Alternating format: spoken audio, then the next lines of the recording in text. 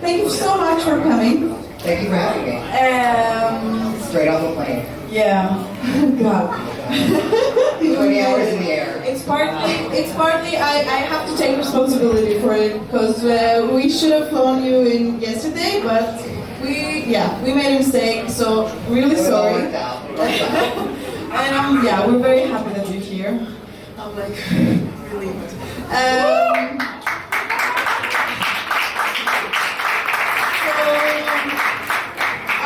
Before we open the discussion to the audience, I have some questions. Okay. I don't know, or maybe comments. I don't know. Maybe you can also comment on my comments. Okay. So the first thing I thought when I watched the film, in the beginning, I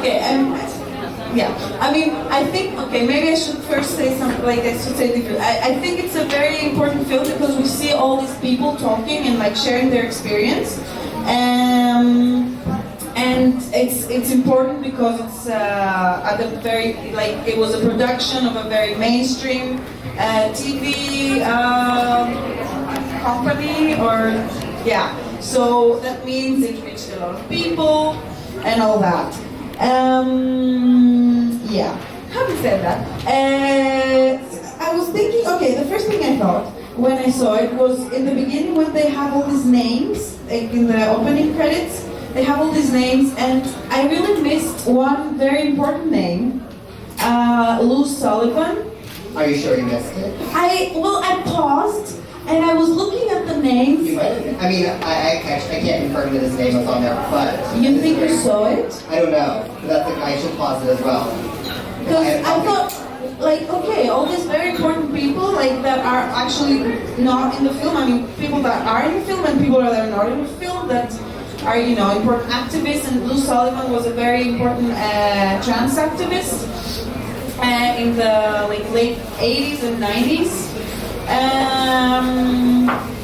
And I'm also very open about his gender identity, his sexuality. He was on TV, really, and unfortunately died of AIDS. But anyway, I thought I missed him. I don't know if his name is on there or not, anyway. but that's something about to bring up with the producers. Yes, I know. No. Of course, you're not. And the other thing I was thinking about, it's related to what I said before about being open to a bigger audience. But also, for me, it was, I don't know, maybe a criticism I would have would be that it was very, very stylized, and this format of showing, the past lives of the people, and this focus on the pictures, how they looked when they were young, and I don't know, this, I think, I don't know, how did you feel about this format? I know what you're saying about the whole childhood photographs, and when they asked me to hand in photos, I had never done that before. I'd never wanted to share photos of me as a female child. If I ever did share pictures of myself as a kid, it would be more masculine photos. But for this, I kind of just went all out and was you know what? Because I felt I really trusted Amos Mac, who's a producer, for it, and I thought if they feel they need to tell the story in a specific way using these photographs of my past, what am I, I'm not ashamed of or embarrassed anymore, where I'm at in my life now. I'm not embarrassed of maybe looking girly as a kid, so that was a moment of clarity I had, just my personal experience with handing those photos over. But I noticed that not everybody did, and not Laverne doesn't really have any photos as a child. Caitlin, no, but I feel everybody knows. Well, no, there was a picture of Caitlin as a little, But I think that it's just something that they want to be able to show people's transition in a way, or tell a story while referencing youth and a lot of times that deals with like the before photo, you know. But I did struggle with it, but ended up ultimately sending them along. Can you say what Amos's role? Can you say what Amos's role in the film was? I mean, in the production, were you just a participant? I was just a participant. I was an interviewee for the trans list. Yeah, Janet Mock, who's a producer, contacted me like years ago about it, and then once HBO picked it up, and they were able to fund it and everything, that's when the filming took place. So it's so the producer is the person that we saw in the beginning. Janet Mock, yes, Okay. who was in The Outlist by the same director. Timothy Okay. Greenfield Sanders is a very famous photographer who does these like really straightforward portraits against the gray, and his Like, say Janet Mock is a trans woman. oh yes, Janet Mock, who's a producer, is a trans woman. Timothy Greenfield Sanders, who is the director and photographer of the trans list portraits and of the film, is not transgender.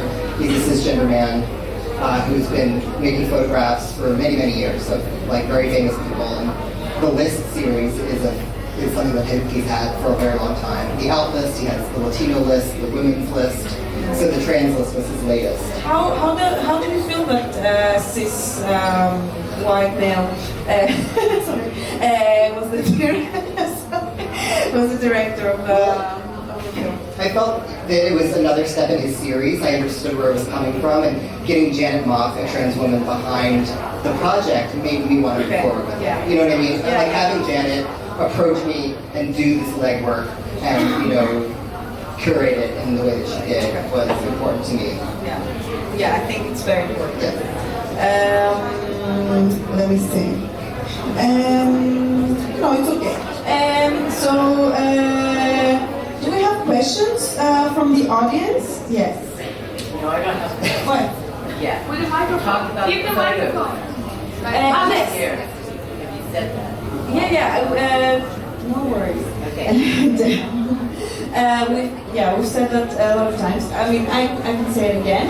That Del's and Amos's photos are you can have like a look at their work upstairs in a huge slideshow. You can go and like chill in the room upstairs and like just immerse in the photos. But before you do that, you can also look at Amos's work right here, because Amos is going to give us a presentation of his work. I would like to open it to the audience before Amos's presentation. So, are there any questions from the audience? Yeah.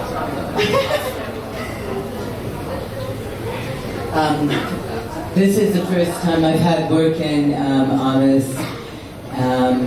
original plumbing, but I think we Skyped once, right? Yeah. This is the first time we've met, Yes. which is really great.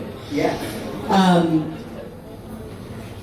I want to ask you how you feel about the kind of trans celebrity culture that is developing in America, and do you see, the upside is obviously visibility for the issues, but do you see any downsides to that? I feel like the downside is people who feel like they're not included, people who see that trans celebrity and think that they are being spoken for on a level by these people who might be in the limelight, when everyone's, I feel like, should be speaking for themselves. Every trans experience is very different. So there's infighting, I feel like, within the trans community sometimes, when there is too much shine on specific stories or people, or specific, like there's not enough of a certain kind of representation. People are vocal about that, but that would be the downside, I think, is that people wish. Well, what about particularly in terms of Caitlyn Jenner, who's like the superstar and, may I add, a Trump supporter? Yeah, I don't know. That's a whole other. Yeah, but it's like using what the most famous trans person in the world is supporting the most unpopular U.S. president Yes. in the world, and so it's a conflict for me. I liked her better in this film than I thought I would. Right. I think that, having Caitlyn being vocal about her support of, being Republican is something that is eye-opening because it shows that the trans woman can have that view, and we don't all have to be... Well, there's being Republican and then there's supporting Trump, right? Yeah, absolutely. I know you're not personally responsible for it, but I just, I got a Trump question too, so I'm passing it on.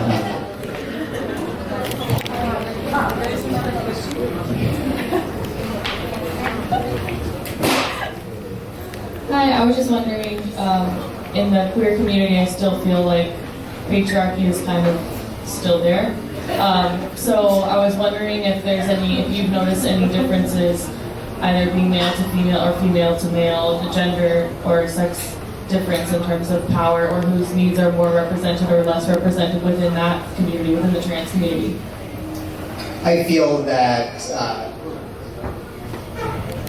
the trans female experiences are pretty visible in American culture in terms of celebrity, and trans male visibility is not as visible or as a hot topic as trans women can be in popular culture in America. But yeah, sorry, I'm not sure if that's answering the question, but it's something that I feel like there's always room for more representation and growth in communities, and that there's I'm like completely blacking out from being away for 36 hours. I'm so sorry.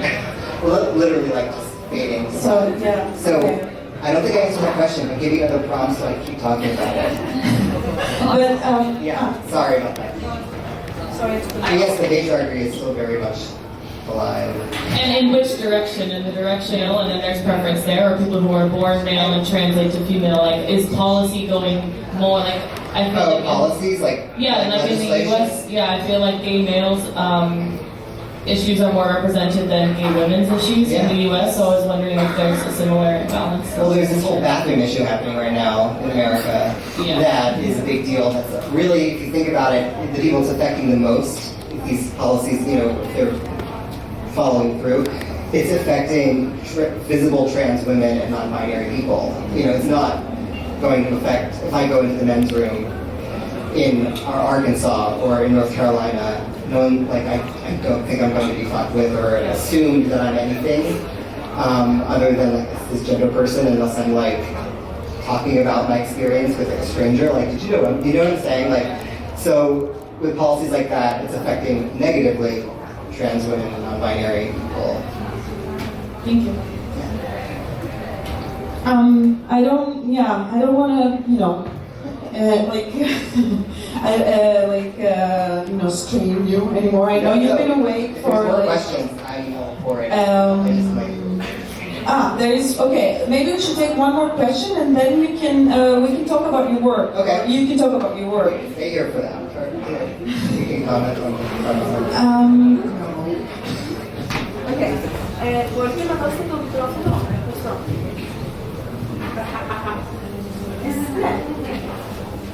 First of all, thank you so much for being here.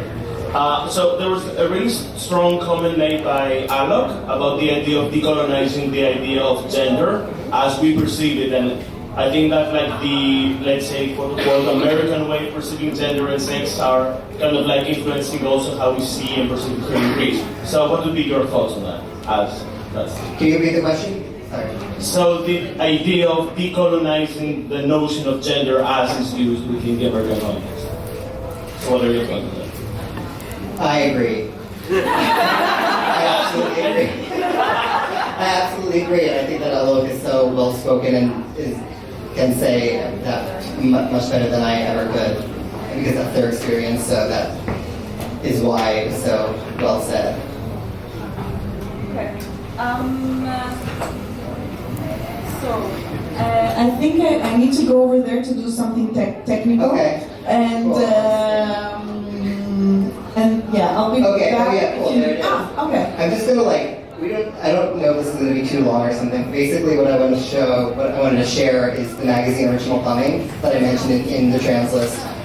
Trans Male Quarterly, Trans Experience zine, printed on actual paper, which I started in 2009. So this is the very first issue. So the reason why I started it was because I'm a photographer and I love magazines and I love pop culture, fun, teeny bopper looking magazines, and I felt that putting together interviews with photographs of trans experiences would be a really fun project. So that's why I started. Oh, is it going by itself? Yeah, it was, sorry. Okay, it's okay.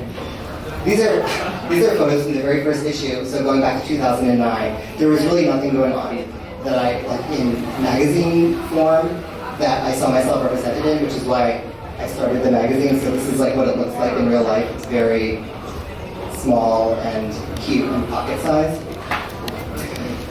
Okay, you can go. So this first issue features portraits of people in their bedrooms, and it's called the bedroom issue. And that is because I didn't have any place to photograph people except for their own rooms. This is Tuck, and that was taken in San Francisco. And this is Eli, and this is Rocco, who is the other editor of the magazine. These are all in San Francisco because that's where I was located at the time. And the second issue is the hair issue. And we wanted to focus on hair because we were noticing there was like a lot of trans men online talking about like, I grew a new beard here today, or that was like a hot topic. And so in here we discuss hair, we talk about bears, we talk about hair loss, and we feature a barber. I'm just showing you a very brief overview. The third issue was about health and safer sex. And this is Kit Yan, who was the first and I think only... Sorry. It's okay. We go back. Yeah, the first and only trans man to not have top surgery that wanted to pose shirtless for me. A lot of models wanted to wait until they had top surgery. That was like an ongoing issue with models not really wanting to take off their shirt without top surgery, which is fine. So this is Luke posing with cabbage. The fourth issue was about work. We focused on different types of, employment and job issues. And this is Ruben, who worked at a nonprofit in Los Angeles at the time. And this is Red Jordan Roboto, who is a very prolific writer in San Francisco. The fashion issue was one that we focused on personal style, so not like runway or not what was hot at the moment, but more about what people wanted to, I had them bring over their favorite outfit and pose for me. So this is Griffin from Australia. And this is Sanyu from Brooklyn, who designed their own binders, drew on them. The sixth issue was all about school, and we did a really fun photo spread where we had archetypes of schoolboys. So we had the band geek, who's James Darling, who's also a trans porn star.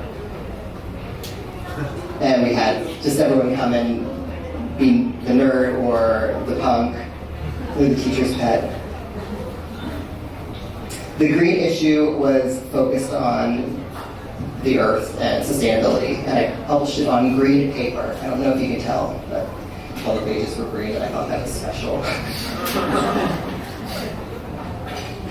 And we featured Berlin Reed, who is someone who goes by the ethical butcher. He was a vegan for many years, and then he needed work and became a butcher, and created a whole career out of ethically butchering.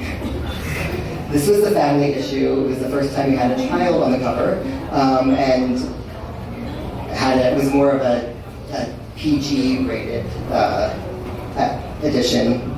A lot of times you'll find naked bodies in the magazine, but this one was more family-friendly. And I had my mother and the other editor's mother write letters to each other instead of our usual letters from the editor, so that our mothers could have a voice and just talk about what it was like raising trans kids. This is the entertainment issue, which was really fun, and it was all portraits of artists and performers and bands. This is Black Cracker, who lives in Berlin. I don't know if he's still in Berlin, but in Athens Boys Choir. And Wu sang, and I believe Wu was a special guest here last year. And then this is the jock issue. This was probably the issue I related to the very least, because it was a requested issue. People wanted, they were like, do something about sports. So we did. This is Kai Alum, who was on the female basketball team at George Washington, I believe, before coming out. This is Chris Mosier, who's a triathlete. Oops. And yes, go. Yeah. The hero issue was one of my favorite ones, and this is actually, Dell is featured in this edition. It is all about people who I felt, it's like it says at the bottom, honoring trans heroes of the past and present, and it was a way to honor and showcase people that Rocco, the other editor, and I felt like paved the way for us to be able to publish a magazine like this. This is the party issue cover.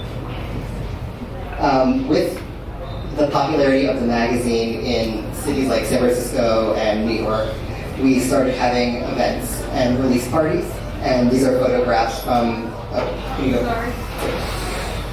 photos from some of the parties. They were very fun. We haven't done one for a couple of years, but it was a moment in time. And then we also interviewed people who were in nightlife, or who were ex-nightlife people. This was the only one that we did edition that was all about a specific area, specific city. So it was all about people who were from Atlanta, Georgia, because there was a huge trans male community there that I didn't realize until I went there for a conference. And James Darling was born and raised there. This is the board stiff issue, and this was the first, the second edition that I did not photograph really the cover for at all. It was somebody else we commissioned to do it. So it's all about skateboarders and snowboarders and, people who like boards. This was a selfie issue, so it was all self-portraits, all either people sent in their selfies or they were fine artists who were doing self-portrait series. And this is Wynn Neely, who did a Polaroid project of their transition. This is the tattoo issue with Hun Law on the cover, who's from Hong Kong. And this is our literary issue with Thomas McBee on the cover. And our latest, this is the bathroom issue, where we discuss the bathroom issues happening in America. And it was very, very timely. So that's the latest one.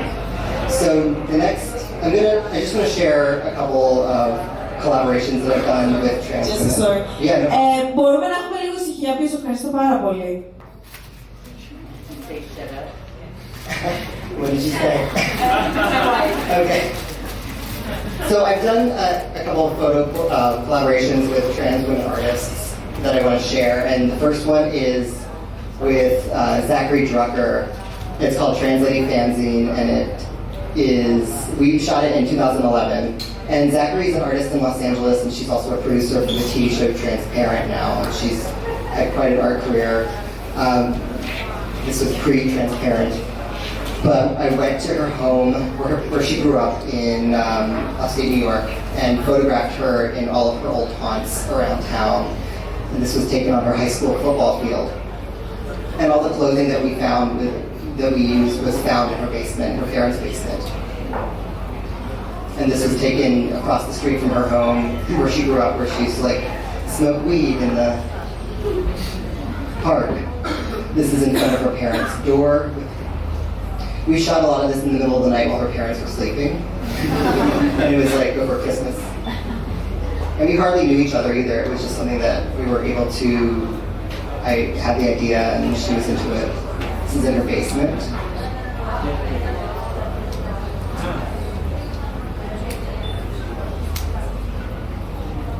Also in the basement. And she isn't her mother.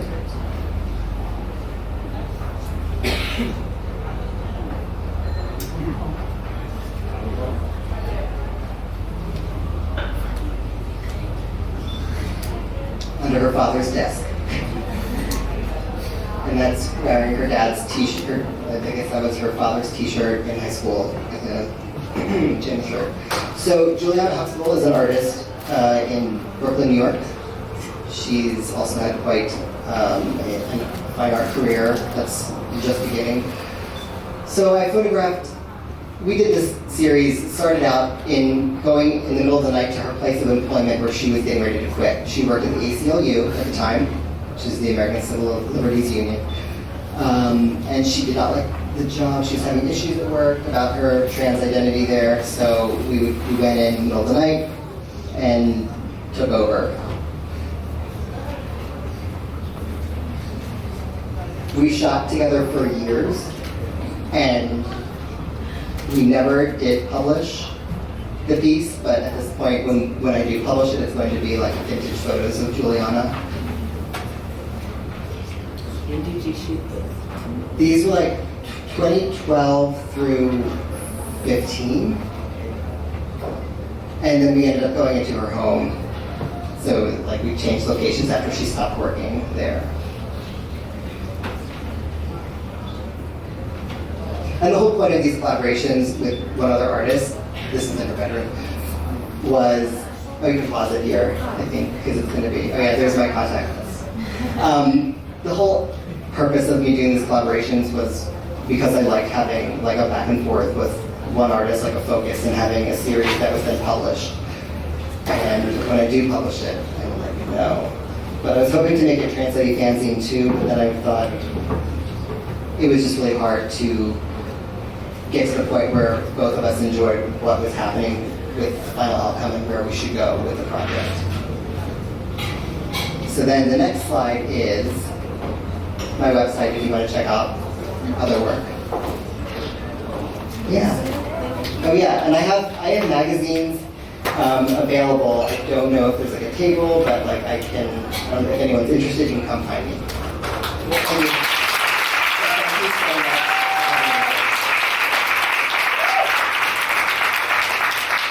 Did I like fly through that, or was that okay? I don't know. It was fine. I was, yeah, for me it was, yeah. Okay, good. So for more, to feed your eyes, you can go upstairs. And see And slide. I want to thank both Amos and Del for tonight, for showing us all these amazing pictures, hot pictures, like flushed. And we can, yeah, I mean, this is a wrap for tonight. Tomorrow we continue with more stuff, with films. Vaginal Davis is here. We'll do an amazing performative lecture. Can't wait to see it. And and Sunday, Samania, who are also here. So yeah, stay tuned and come back tomorrow. And thank you so much.